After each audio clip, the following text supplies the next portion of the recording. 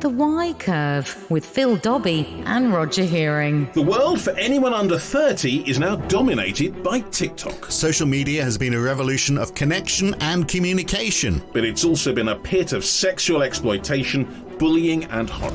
And there seems to be no way to protect young people from the worst of it. The big networks publicly wring their hands and make promises and do nothing.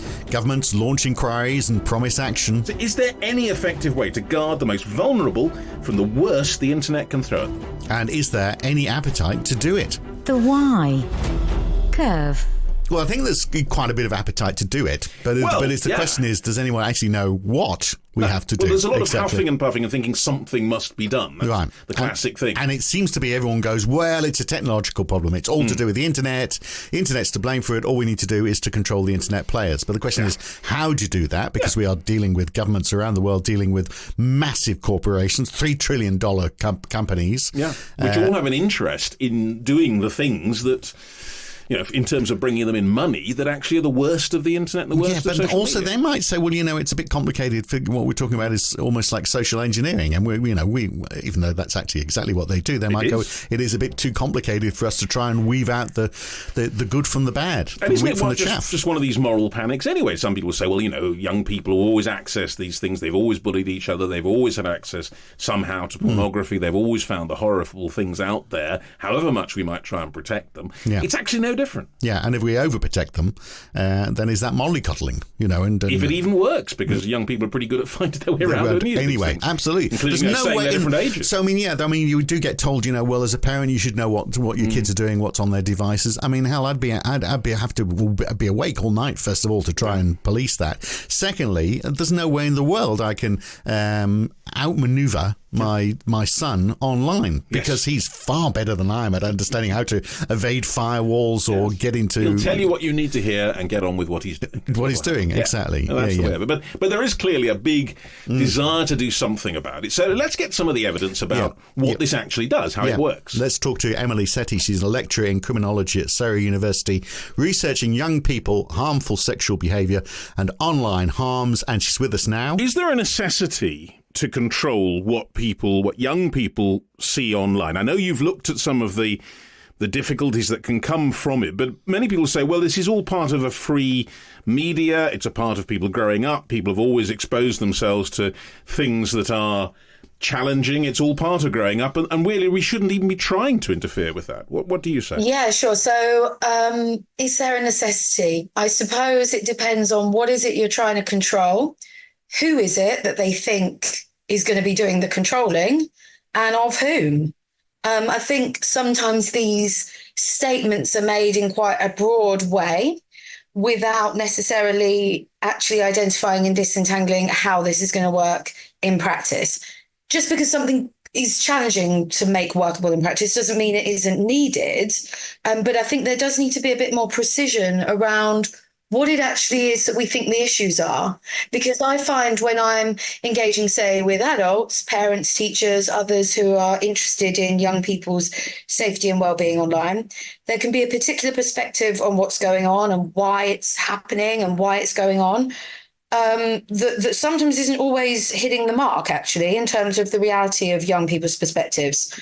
And certainly then the proposed solutions might come with their own counterproductive consequences that we need to anticipate. So in the online space, I mean, the two areas obviously are exposure to pornography and what it does in terms of mental health from bullying and the like. Are they the two significant issues? Because in both cases, and you know, they could be a lot worse than they used to be, but they're not new things which are being brought about by online. The nature of it might have changed, but kids have always been, you know, exposed to those two elements for as long as we've been around. Yeah, absolutely. I mean, I wouldn't deny that those are two issues that are pertinent. Obviously, there are other issues, but yeah, you're definitely right to note those two, and they're quite distinct in some ways. I completely agree that there's nothing new about those particular issues. Bullying has been around for as long as human beings have been in existence, and so actually has pornography. The desire for human beings to create some kind of representation of sex and bodies is not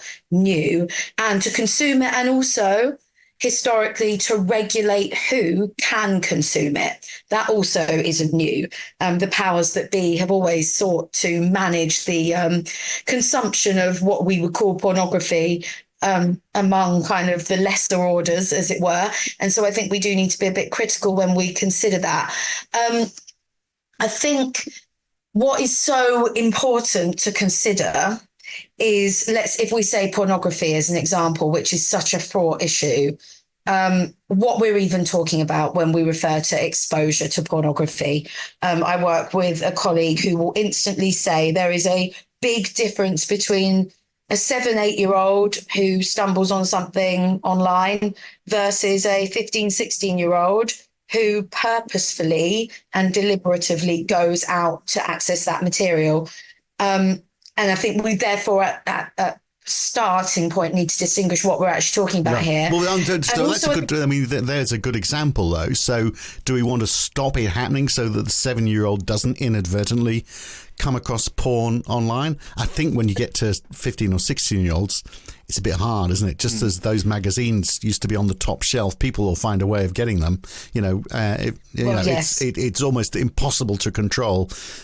Online or otherwise, but at the younger ages, is that the difference? In fact, Emily, that being online, that being social media makes that it is accessible to 7 or 8-year-olds in a way it wouldn't have been before. Yeah, I mean, why do we dislike the internet and social media so much as adults when it comes to young people? It's because of that kind of volitional experiences that they're having away from us and away from our ability to oversee and regulate what it is that they're experiencing. I think that's always been a struggle for adults in offline domains. I don't think there's anything particularly new about that. But yeah, I do think we need to treat the younger children as a separate case in that regard. Practically how you would do that, I think, is quite challenging. I think as young people grow into adolescence, we need to become very mindful of situating their experiences online within a wider context. I think there is a lot of very reductionist and deterministic narratives going on at the moment that, young people's sexual behavior is becoming more harmful and more unhealthy because they are consuming pornography in ways that previous generations haven't been able to. So that is true. That is true. It is worse than it used to be. It is new. The harm. I mean, harmful sexual behaviour and unhealthy sexual behaviour isn't particularly any more or less problematic than it used to be. We're just more aware of it. And it might be changing in nature and scope because online tools and devices create new conditions for it to take place within. But the actual underlying problems aren't actually all that different, in much the same way as bullying is not caused by being online. It's caused by a set of dispositions and social processes and contexts that need to be taken into account. And yeah, we need to update some of our understanding for the new challenges that are being posed by online domains. But I think it's quite almost reassuringly simplistic to say, okay, if we could deal with the pornography thing, then wouldn't we have young people having great sexual experiences and sexual development and relationships? And I don't think that's necessarily true. So we don't want to give too much power to pornography in that respect. So what are you saying? It's less important than we think it is then? Of course it's less important than we think it is, in my opinion. I think that actually understanding the ecosystem and ecologies within which young people develop and understand relationships and sex holistically is so much more vital and actually so much more interesting. When I sit down with young people and I say, okay, where do you learn about sex and relationships from? Pornography might be one part of that. It might be a significant part of that for some of them. Some of them don't even mention pornography. There is such a multi kind of faceted set of influences upon them. And I think we almost give them the linguistic tools to make sense of their own experiences. So we have delivered in schools, say, a lot of interventions that tell them that pornography is bad, harmful, having all these negative effects on them. So then when you sit down and you talk to young people, they repeat all of that. And sometimes you need to disentangle, well, okay, let's talk that through. What evidence actually is there for cause and effect? Where else are you learning about sex and relationships from? What else is happening within your social and cultural context? And then you can start to develop their critical thinking about that, not just about pornography, but about all sources of influence, right? Well, I was going to say, I mean, we're talking about pornography a bit here, but in a way, maybe it is a false thing to separate that from bullying, because often those things are mixed together, sexting, this kind of thing, of course. And there are wider issues to do with bullying, to do with people being pressured to lose weight, for example, or people being pressured even into suicide in some cases, and all kinds of things like that. And is that different from the pornography area or not? No, I mean, that's the thing. It's just recreating in an online environment the same social and cultural pressures that have always existed. And there has been an intensification and an increase in the visibility of some of those processes, where before young people's sexual development, bullying or so on could be hidden from view. It's now there, isn't it? It's become much more tangible and we can see it happening. So is it volume as well? Is that part of it? So maybe, kids have always been exposed to porn, but now there's more of it. They've always been subject to bullying, but now it's happening more often. Is the volume component, has that turned up a notch, and is that problematic? And yeah, I mean, volume, I mean, you'd have to look at, okay, what does the data show about the intensification of some of this in terms of the amount of it per se? I think what you definitely see is a collapsing of boundaries between different spaces. So what used to take place in a certain environment can now take place everywhere and anywhere because devices are in our pockets, right? So it's made a lot of these processes quite visible. And I wonder whether there's an opportunity in that, because then we can utilize that to actually have more conversations. My biggest problem actually with the monitoring and control and regulation and how can we get young people off of these spaces and devices is, one, I don't think it's necessarily workable. I think what it will do is just encourage young people to be more secretive and to disengage and to, young people are always one step ahead of the game, aren't they? You're playing catch up with the ingenuity with which they evade adult control, and that's always been the case, and it will continue to be the case with devices. But I think what it also does is it closes down conversations. What we can see here is an inroad into being able to talk to young people about things.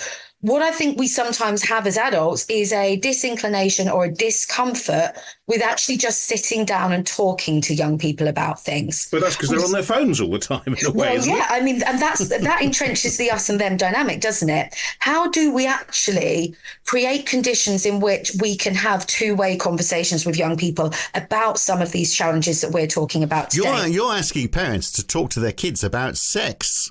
Yeah, and that's not nice, is it? I mean, no. That's the most terrific part of this discussion so far. The thought that we've got to have that conversation. If you could see Phil's eyebrows going up higher and higher and higher, please, because he's kind of in that space. That's what they got the devices just for. Information. And you know what? I think though with that. It's so fascinating to me because, it's really hard to speak to our kids about sex. Do you know what, though? It's really hard to talk to anybody about sex. Most married couples don't talk about sex openly and honestly with each other. It's such a fraught, awkward, intensified aspect of the human condition, right? So is that a human condition, or is that just a bit about being British? Is it do you know if it's the same in other countries? It definitely is the same in other countries to some extent as well. Yeah, of course, the British stereotype of being prim and proper probably just intensifies some of that. But think about it with bullying. We've known, forget the internet and social media for a while, the reason why bullying is so hard to disclose and talk about is because of the shame and stigma of being bullied. A lot of these problems that kind of create barriers between adults and young people in terms of really working through some of the challenges are about the meaning that conversation has and how difficult and uncomfortable and unpleasant it can be. And I think sometimes, therefore, we go down this route of saying, oh, look, it's all social media and isn't this awful? And that's why young people don't speak to us. And this is where it's all coming from. Can we just get rid of that? And then we can go back to this bygone era where everything was wonderful. And I think, no, not quite. Parents and kids have always found it hard to talk to each other. There's always been intergenerational gaps. Kids have always responded to efforts to be controlled and regulated with coming up with a way of getting around it. And actually, what we're really talking about here is that age-old problem of how do we bridge generational gaps? How do we guide the upcoming generation. And that I don't think there is any quick fix. The challenges will be new, the conditions will be new, the devices will be new, whatever it is. But in the end, we're going to keep chasing our own tails if we don't find ways of connecting with young people over that. But let me inject a bit of skepticism here, Emily, because you're talking about it's always been there, that's the way it is, and it's not that much different now. But there is something different in the sense we have big companies, TikTok, we have X, formerly Twitter, whose raison d'etre, whose way of working is almost designed in a way to accentuate those things, and they make money out of it. It's a commercial imperative. So, yeah, they're the ones turning up the volume on all of this. Yeah. Mm-hmm. Oh, I couldn't agree more on the extent to which platform responsibilities here are so vital. And I think, the kind of corporate commercial agenda is completely anathema to almost the best interests of their users. And we know that there is evidence for that you can monetize the very most toxic dynamics of what goes on, say, on social media. And I think that is a problem. And I don't personally know how to regulate our way out of that, because I think, like we've seen with the Online Safety Act, and it's for progression through Parliament, it goes back to what I was saying at the beginning. What exactly would they be being asked to do differently? And who is asking them to do that, and with what effect? Right. But isn't it putting pressure on the companies that's actually the answer to this? Because you're saying, kids will find ways around things. But if technology doesn't allow them to do that, if the platforms don't allow them to do that... But then what do you say to these companies? Do you say, turn off your algorithms? Mm-hmm. And they're going to say, well... maybe. Well, yeah, and reduce your advertising revenue as a response. I mean, they make enough money anyway. Well, yeah, but no, there's never enough money, is there, Roger? I mean, they're not going to say, well, we're going to earn less because we're going to be more benevolent to children. They're going to say, well, okay, look, if we can turn up the algorithm and get more hits, then we'll do that.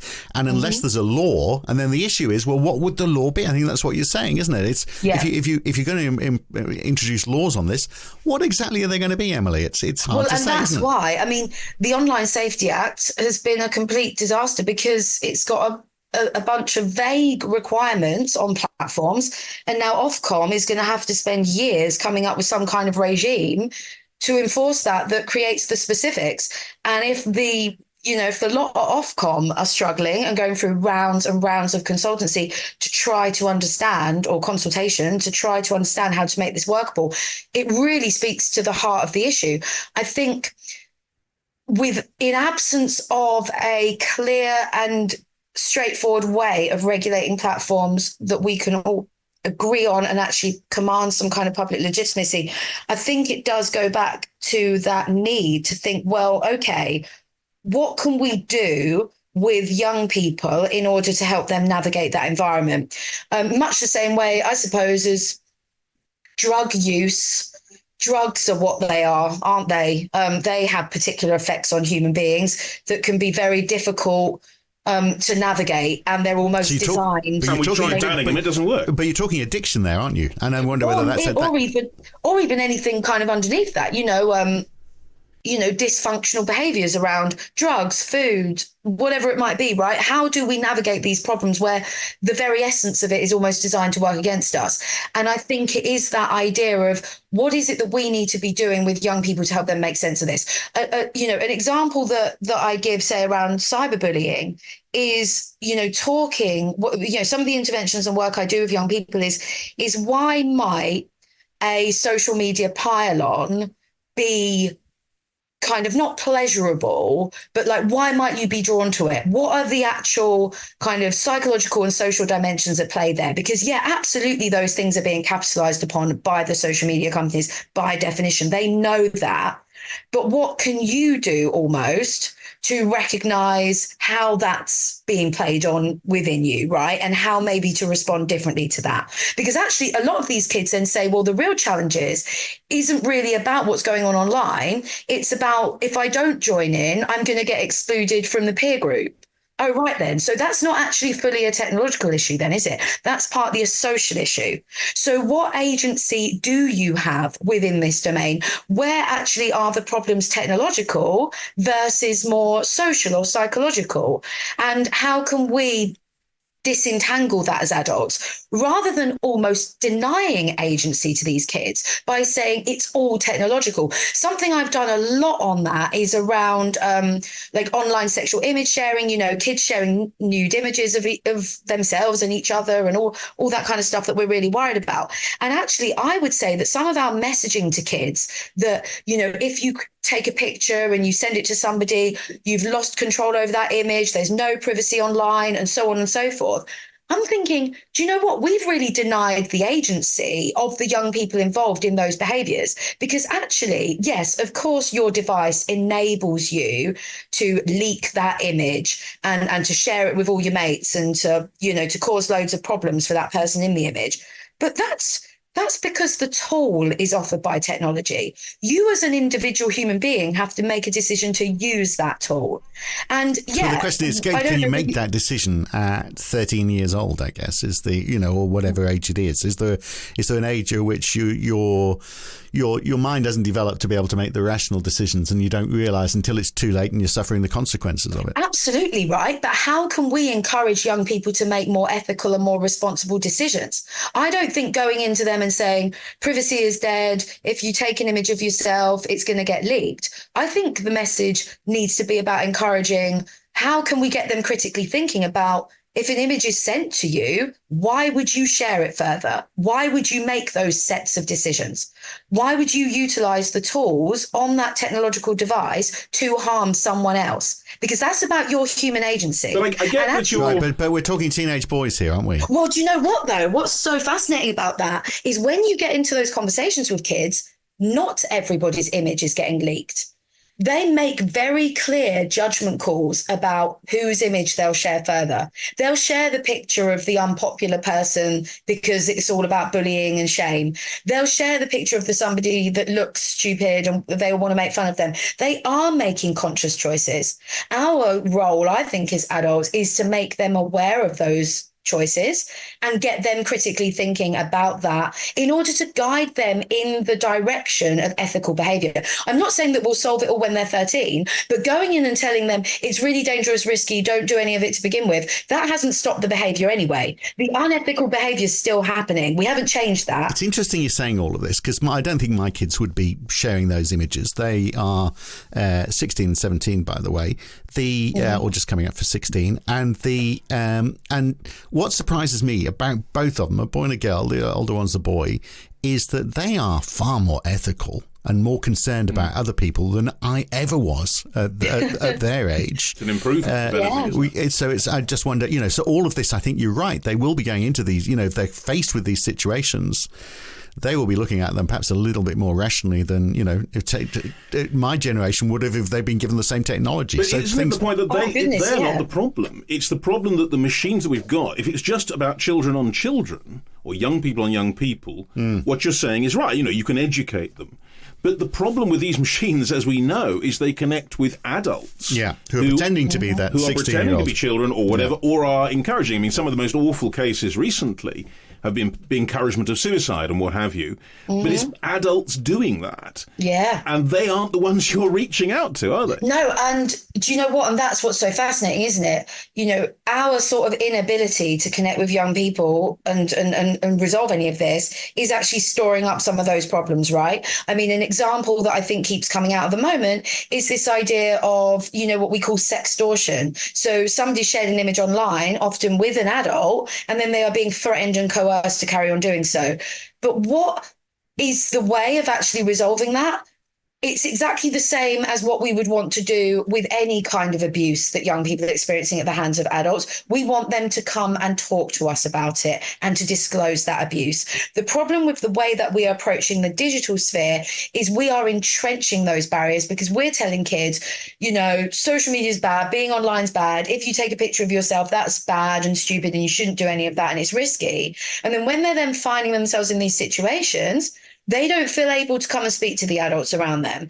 A lot of the work that I've done with parents and police around how you respond to actions that young people are engaging with when they're underage is about, are you increasing or decreasing the likelihood that this child will come and disclose harm to you? If you have delivered a lesson to kids on sexting, let's say, and you've told them, oh, it's illegal and it's bad and they shouldn't do it, and then they do it anyway because they're kids, and why wouldn't they? And then they find themselves being threatened or coerced, maybe by an adult, maybe by another young person. Are they going to come and talk to us about it? Maybe not. And it comes back to I know not maybe not. They're definitely not. They are not disclosing because they're like, I've done something bad. I am going to get into trouble for what I've done because you've already wrong. told me what your opinion is on that. So exactly. And I think it goes back to that thing of, look, digital's here to stay unless we kind of somehow manage to get rid of all the devices or somehow manage to regulate our way out of this. I don't think that's going to happen. It is not going to resolve, like I say, that age-old problem of adults having to find a way to connect with young people, not just to guide their ethical development as citizens into adulthood, but also in terms of embedding that dialogue early so that kids feel able to come and talk to their parents if they're struggling, whether it be cyberbullying, sexual coercion online, whatever it might be that might be going on. How can we encourage them to understand that? Same deal goes with pornography. Do you know what's so striking? A few boys that I've spoken to who have got into trouble for looking at underage pornography. And I'm not talking about real child like age. So like they've been looking at 14, 15, 16-year-olds online. And they've turned around to me and gone, and they're also of that sort of age. And they've turned around to me and gone, I didn't think that was like a big deal because like they're my age. They're the same as the kids at school. Like it'd be even creepier to want to look at like a 25-year-old, a 30-year-old. To them, that's normal. And I was like, wow, has like anybody ever spoken to you about the different categories of this stuff and what's legal and what's illegal? And they're like, no, you just get told it's all bad and you shouldn't watch any of it. And I'm like, right, okay, we're really not equipping you with the knowledge and the tools that you need to navigate this stuff, right? Our very heavy-handed, undifferentiated messaging is just not hitting the mark on the complexities of any of this. So Emily, just to clarify, you're saying, to sum up your position, you're saying that regulation, the kind of regulation they're talking about with Ofcom and others and putting pressure on these internet firms, the people who are making money, the algorithms, you're saying don't bother with any of that. Just concentrate on educating the children. Is that right? I'd say no, do both in tandem. I think we should absolutely be putting pressure on the social media companies. We should make sure that pressure is evidence-based and informed by what we are learning about from our engagement with young people about the challenges that they're facing. And we can then present to these social media companies, look, this is what needs to change and what we're asking for and campaigning for 100%, but we cannot use that as the full 100% solution. That will still not prevent us from needing to have conversations with kids about some of these topics. But do we know what we're asking those tech companies? What do we want TikTok to do, for example? If they said, okay, we're listening, what do we want them to do? Yeah, I think that I think they already know that what they do to monetize, the clicks and the attention is counterproductive. I think the time for voluntary action in that sense is kind of over. And I think that idea of how can we devise something that at its very most practical prevents that from even being a kind of voluntary consideration for TikTok. I don't know necessarily technologically what that would look like. And I think that's what the Online Safety Act is trying to do, right? And I think we need to figure out what's actually workable and not workable on these platforms. My sort of technical prowess with that is probably quite limited in terms of understanding exactly what that would look like. Well, if you talk to the technologists, they would say something else which is just unachievable is this idea that everyone should be identified. Yeah. So, because, if you take the anonymity out of all of it, then in theory, it's very easy to track people. You can sort of track people anyway. So if you break the law online, you can do a lot with IP addresses. If you've really broken the law and you should go to prison for it, then the police will get permits. They'll go to the internet companies. They'll track your IP address and they'll nab you. Yeah. But so that already exists even without any changes in regulation, and that goes on. Yeah. That's how we do catch people. And I guess that was one of the benefits of all of this happening online is that it is traceable. Well, do you know what? Actually, some teachers say that. They say, bullying's actually easier to deal with now because we've got evidence of it. rather than Yeah. who says what. And I think, the anonymity thing, there's a bigger sort of theoretical debate about the way that anonymity impacts behavior online. And I definitely think there's a problem with that. I think it's the trade-off, isn't it? In terms of who collects that data, who are we, identifiable to, and with what impact on privacy rights and so on. And that's what I'm saying about this Online Safety Act. We still actually haven't resolved any of those tensions, and those tensions can continue to unfold in all the political debates that we had about that law or that legislation and the sets of law contained within it. And I think we do wait to see what those technological solutions can look like. I think there have been some quick wins. I know Instagram is looking at, say, how to prevent adults from being able to contact minors who aren't in their friends list, and the idea of adult men sending, explicit imagery to children and that being kind of blocked at source. Because I think some of what these social media platforms say they would find very difficult to do, I don't believe it. I think they know exactly what is in every single image. I think they know exactly what the nature of communication is, because that's how they make their money. And I think they need to be called upon to not just use that knowledge and that technical ability to make money. I think they need to be called upon to use it to keep their users safe. And maybe and should they know the age of each of their users as well? I mean, there's a lot of people. There's a lower age limit for a lot of these platforms, and kids are on it way below that because they lie about their age because they want to get on it. So it almost is like saying, well, okay, there's no lower age. Just be honest about your age, and then you can actually control the images that they see. I'm sure you're right. There's algorithms that can go through and say there's a lot of naked flesh on this. It's possibly a nude image, whereas this is a picture of a boat in the Lake District. Yeah, so exactly. And you know what? Computers Actually, could do that. That point you just made is quite interesting, because it goes to show when you try and regulate something, you end up with unintended consequences. When you put an age rating on something, kids lie, and then they lose their protected status as young people because they've lied about their age. Whereas if you didn't have an age rating, then you'd have more honesty, and then you'd be able to manage the interactions between people because you'd understand the differences in age. And I'm not saying, therefore, that we need to get rid of age ratings entirely. I'm saying that that's the balancing act all the time, isn't it? It's the push and pull between what we think we need to implement to keep people safe and then the potential counterproductive effects of that. It's like when kids' phones are monitored, we've actually lost some of the evidence, say, of grooming from adults because kids are deleting it because they know their phone's going to get monitored. And I'm not saying... Well, they're always more savvy than the rest of us are anyway in terms of those kind of things. So should kids be able to maintain their anonymity online, or should they... or should we be saying for everyone, not just kids, if you want to get online, you've got to prove who you are, just as you do, for example, for online banking. Let's just apply that across the whole of the internet. Yeah, for sure. And that's the argument with pornography, right? Is an explicit category. The idea is there's going to be some sort of age verification or age assurance to be able to access it.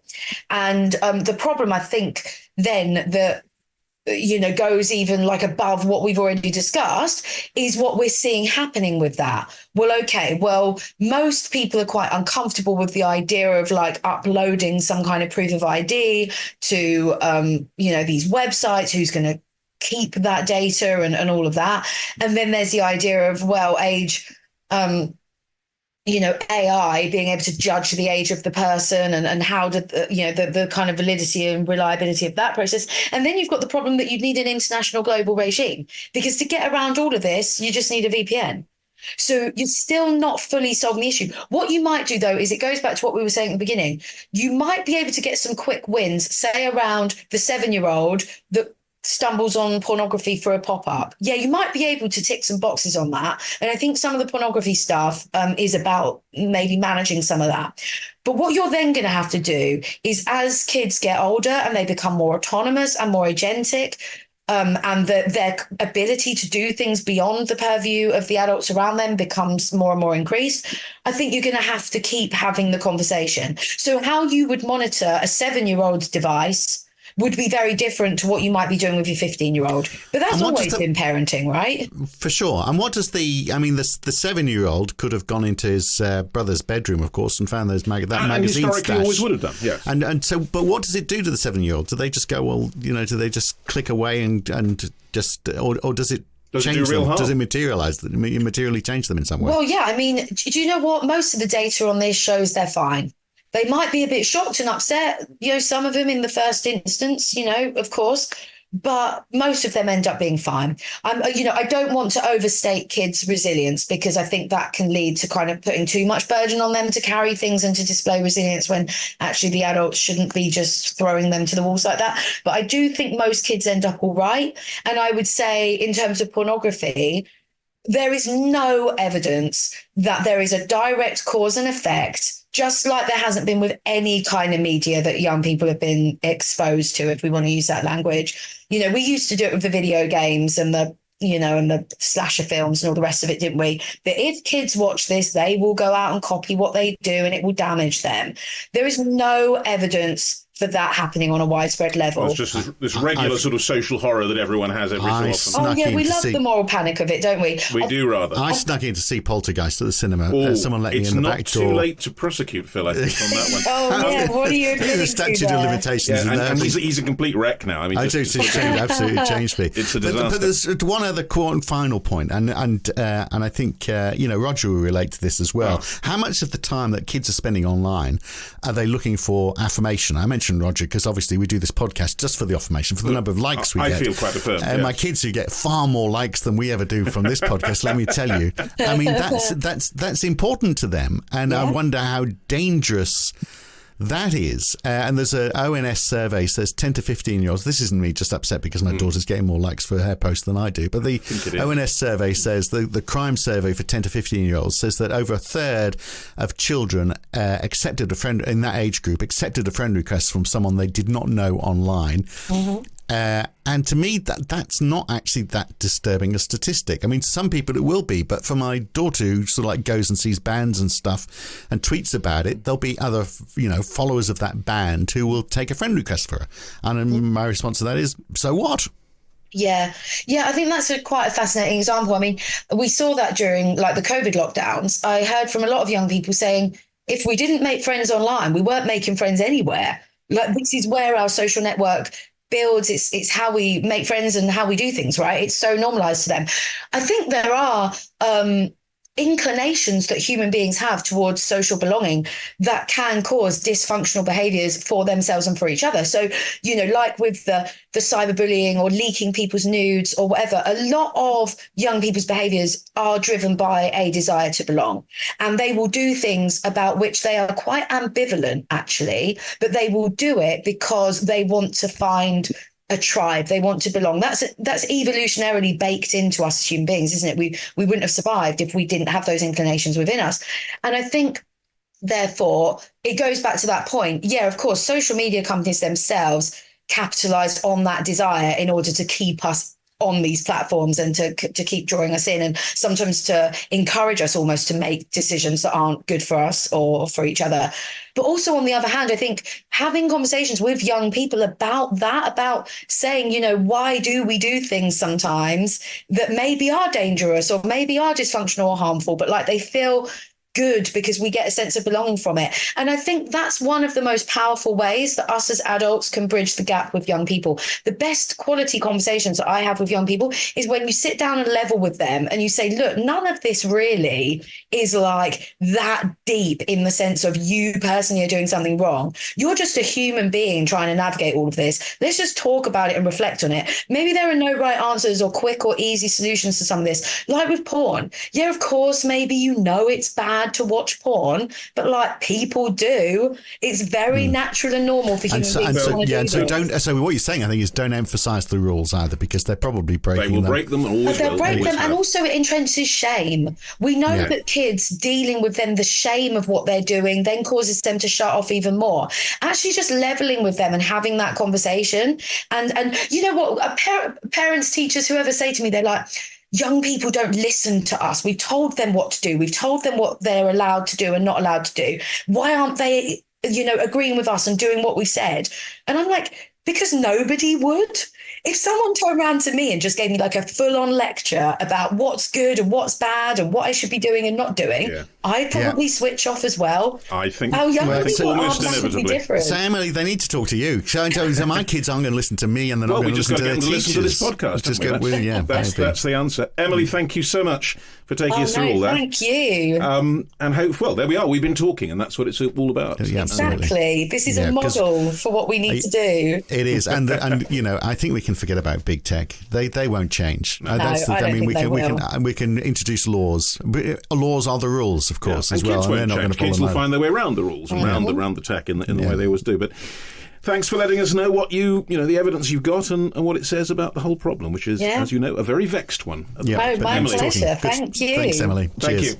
Goodbye. So yes, I mean, like a lot of things, it's all a question of balance, isn't it? Really, and it is. But we don't have a great idea of that because so much in the world seems to be just getting out of control. You think? And feels like that. Yeah, and particularly in terms of geopolitics. And at the moment, and we are moving. It looks like to something pretty dramatic in the Ukraine war, which is going on for 2.5 years. Well, it feels like that. The front around Kharkiv. Are the American weapons going to get there in time? Can the Ukrainians hold on? If they don't, does it all roll all the way back potentially to Kyiv? Does the whole thing end that way? And in any case, with a potential change in the White House in 6 months' time. So what happens if Russia marches into Kyiv? What's the reaction to that? Do we all go, oh, well, that's a bit of a shame, but... Moving swiftly on. Yeah. No, well, I mean, everyone is scared, senseless. I mean, it's very interesting. The Americans are pushing in very hard at the moment, although obviously the people in Washington may change, in 6 months' time. It's very hard to say. And will it all fall apart, which is the way it feels like? And if that does happen, and Putin triumphs... what difference does it make whether Trump comes in or not at this stage? No. So what's the one? Then the West just goes, well, we tried, and most of them will be deeply unhappy about that, but perhaps not, certainly in terms of Germany and France, with enough force to make them actually do something about it. Anyway, that we will discuss next week. Well, that's going to be an uplifting episode, isn't it? But anyway, and we have covered it quite a bit over recent months, but it's just one of those issues time that just for an update. Yeah. For sure. That's what we'll do next week. We're just looking very serious. So that's how bad it is. That's next week on The Why Curve. Thanks for listening today. We'll catch you next week. The Why Curve.